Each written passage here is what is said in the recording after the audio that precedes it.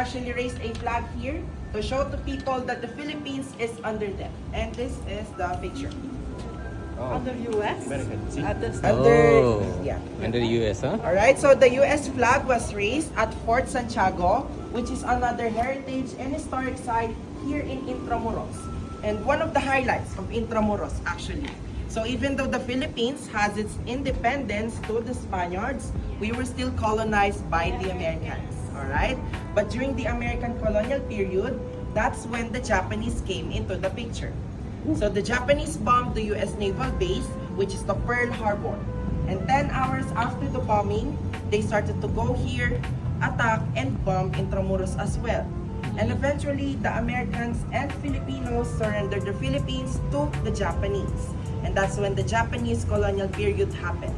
Alright, so a little backstory. The original battle was just between the Americans and the Japanese. So the Americans sold limited oil supply to the Japanese. And the reasons of the Americans is that they don't want the thought on helping the Japanese on expanding their influence on other countries.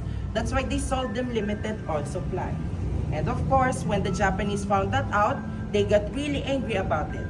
And they also found out that the Americans were here in the Philippines. That's why they started to attack the Philippines as well.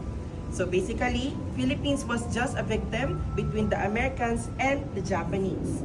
But when the Japanese saw that they have a potential on expanding their influence here, they colonized the Philippines for 3 years. Alright? But during the Japanese colonial period, General Douglas MacArthur ordered the Americans to recapture the Philippines. And that's when the Battle of Manila happened. Alright, so the Battle of Manila happened from February 3 to March 3, exactly 1 month in 1945.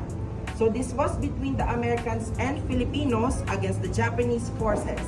And this is widely considered as one of the worst tragedies that happened during the World War II. Since this was 1 month of bombings here in Intramuros, it resulted into 80% of Manila was destroyed and 100,000 civilians were killed. And this was the state of Intramuros after the Battle of Manila. So as you can see here, at the upper corner right, there is an establishment that was not destroyed. And that is